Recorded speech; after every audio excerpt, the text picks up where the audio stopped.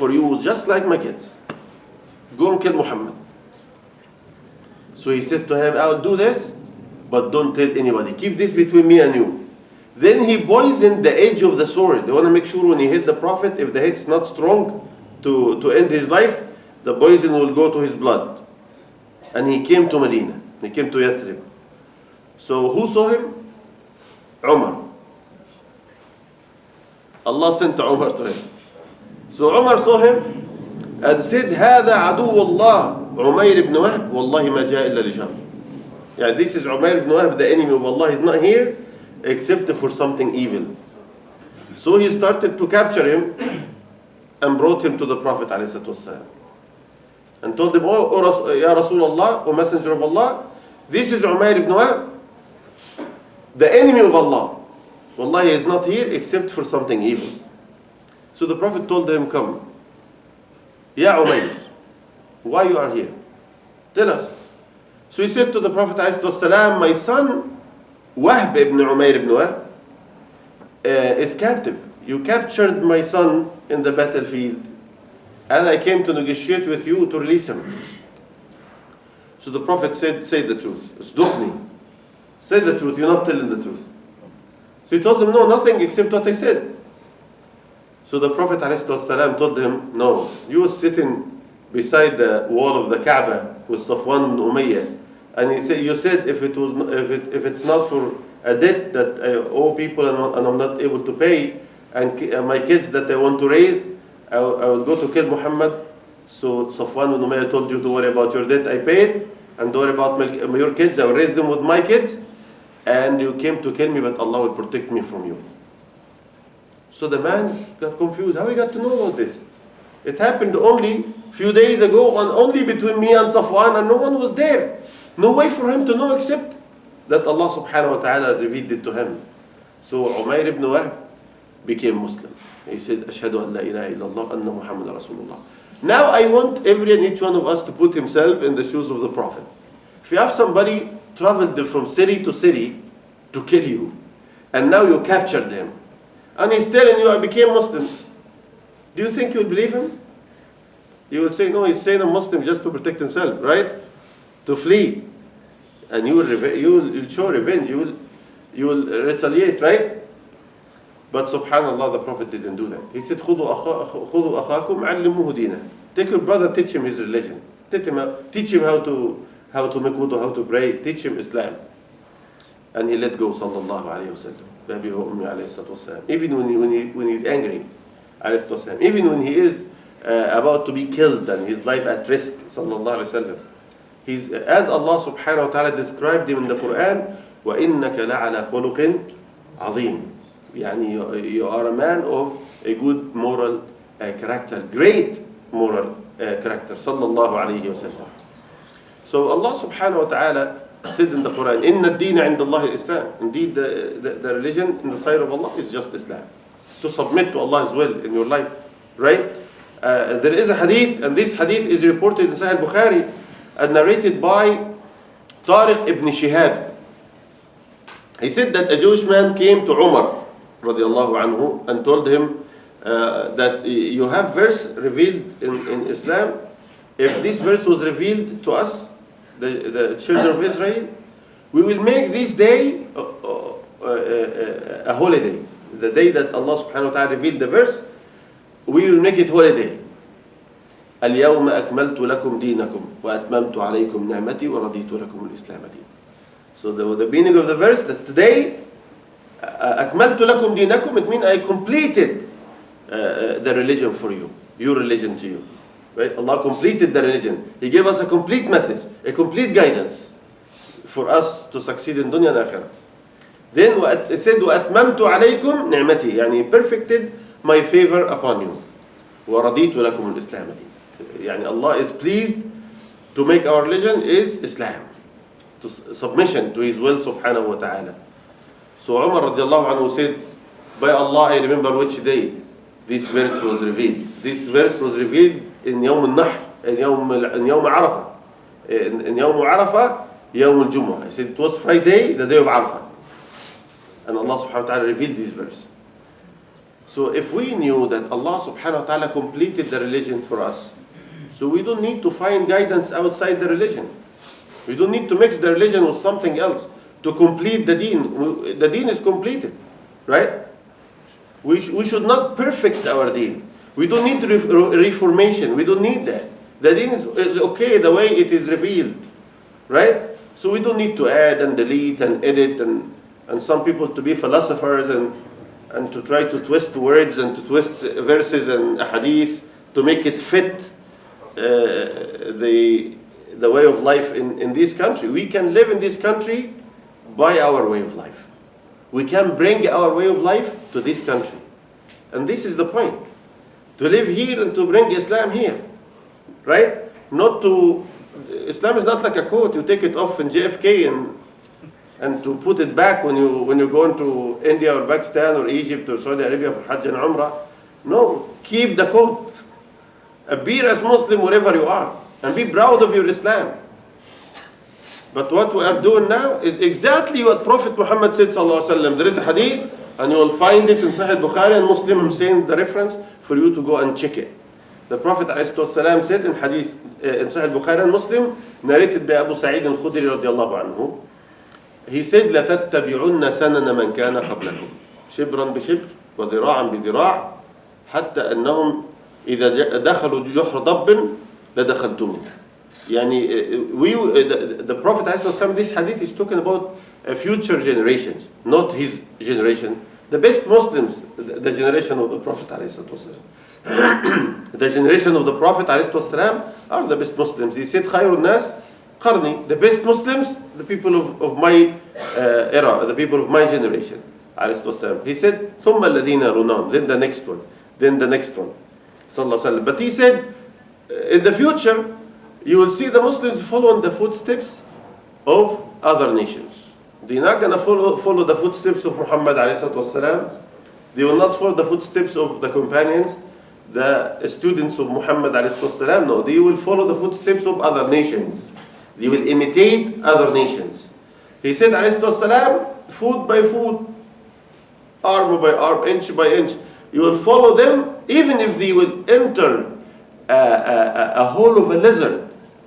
You will follow them in it to that level. Subhanallah. And we see now, you know what we are discussing in our masajid? Can we celebrate Halloween in the masjid? Can we? We can make it easy. We call it Halloween, Halalween, anything. Just fabricate a word, right? And celebrate a day that people celebrate. The shaitan worshippers celebrate Halloween. The shaitan worshippers, sect from the Christian sects, they celebrate Halloween, right? So we celebrate with the shaitan worshippers, right?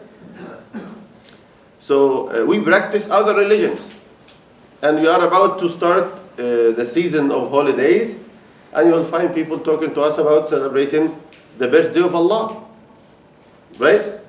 The birthday of Jesus Christ, in the belief of the Christian is the birthday of Allah, right? And they celebrate the birthday of Allah. And the Muslims are thinking, can we do that? We live in this society, we're part of it. We're part of the society, doesn't mean we're part of the religion, right? We have our religion, they have their religion, right? We should not worship other than our God. And we should not practice other than our religion. This is big crime. This is big problem. It's not an easy thing. We don't want to melt and lose our identity. Don't harm your kids. Tell them who they are. Tell them you are Muslims, right? When Allah subhanahu wa ta'ala opened Al-Quds to the Muslims, Abu Ubaidah ibn al-Jarrah and the companions made a decision to wait for Umar ibn al-Khattab to come by himself to receive the key of the city of Al-Quds, Jerusalem. So Umar radiallahu anhu went, he riding a donkey, and he has a servant. He used to ride the donkey for a while, then he gives a chance to the servant to ride the donkey also. So when he arrived to the border of Jerusalem, to the lake of water. He was walking in this lake of water without shoes, and he doesn't have turban on his head. His bald head appeared. He has a 13 hole in his clothes, and it was the turn of the servant to ride the donkey. So Abu Ubaidah did not like that scene. This is the Khalifa of the Muslims, the President of the United States of Islam, coming to receive the most important city on earth at that time, after Mecca and Medina, to receive the keys. He has 13 holes in his clothes. He doesn't have cover on his head, no shoes in the feet, walking in the water, and his servant on the riding a donkey, and his servant on the donkey, and he's grabbing the donkey for him. So Abu Ubaidah did not like this. He said, ما سرني أن القوم استشرفوك وأنت على هذه الحالة. يعني he said, I don't like the people to see you in this condition. So it hurts the heart of Umar. He told him, أوه لو قالها غيرك. If somebody else said this, that you are Abu Ubaidah ibn al-Jarrah, Amin هذه الأمة, the trustworthy of this ummah. How come you say this? يعني if somebody said it, he said لجعلته نكالا لأمة محمد. يعني عليه الصلاة والسلام, I will make them example for the ummah. If somebody else said this, but because who you are, you're not going to be punished for it. It's not about luck. It's not about your clothes. It's not about how much money you have. It's not about your title or your position. No, it's not about that. It's about iman in the heart. Right? It's about your decisions and your manners and your actions. This is your identity.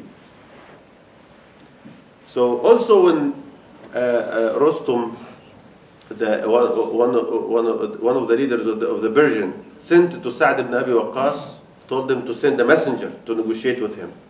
So Sa'd ibn Abi Waqqas sent to him Rib'i ibn Amr. Rib'i ibn Amr went to speak to who? To the big leader of the Persian, Rostam, right? And Rostam asked him about himself. Who are you?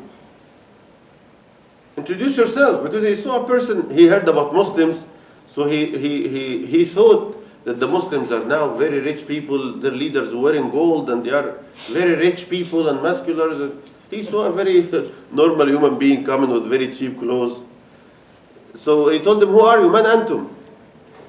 So he said, نحن قوم ابتعثنا الله لنخرج العباد من عبادة العباد لعبادة رب العباد ومن ضيق الدنيا لسعة الدنيا والآخرة ومن جور الأديان إلى عدل الإسلام. So I want you to reflect on these words. I'm not a good translator, but as much as I'm able, I will try to give you the meaning of what he said. When he introduced the Muslims to Rustum, the head of the Persian, he told them, we are people who are sent by Allah to get people out of worshipping slaves to worship the Lord of the slaves. People are worshipping slaves. They worship their leaders, their kings, right? They worship their desires themselves. So we are people who are sent by Allah to get people out of this kind of slavery, worshipping slaves like them, to worship the Lord of the slaves. من عبادة العباد إلى عبادة رب العباد. He said, ومن ظلم الأديان إلى عدل الإسلام. From the transgression of religions to the justice of Islam. ومن ضيق الدنيا لسعة الدنيا والآخرة. يعني from the ضيق الدنيا, the tightness of this dunya to the wideness of dunya and akhirah. We're not the people who look under their feet. No, we know that we have future. Death is something takes us from this life to another life, right? To the life of the barzakh, and from the life of the barzakh to the life in the resurrection day, then to the final destination in Jannah, inshallah. So we don't die, we don't end. We move from life to life, right? We have this vision. We planned for our future. We are building our future, right? We're not like other people who think just about this life. Their end is the death. No, we don't think that way. See how he introduced Islam when he was by himself talking to one of the big leaders of a nation like Persia, right? So we need to be proud of our deen. We need to show that we are Muslims everywhere. Nothing wrong. So Prophet Muhammad alayhi salatu wasalam, as I mentioned, he was a Quran walking on earth. When you look at him, you see Islam. Sallallahu alayhi wasallam. And his followers, those who followed his footsteps, when they left their Islam, people started to enter the deen. In India, you are a lot of people from you here from India, right? How Indian people became Muslims? How? After they dealt with good Muslims who came to India to buy and to sell, and they showed good manners and they showed trustworthiness. So the people of India accepted Islam because of their behaviors. When they dealt with Islam in action, right? So we need to do that, to bring Islam here by actions, by good manners, by being kind and being beneficial, right? Now, we mislead ourselves when we think it is enough to express our love to the Prophet is by celebrating his birthday. Just celebrate the birthday.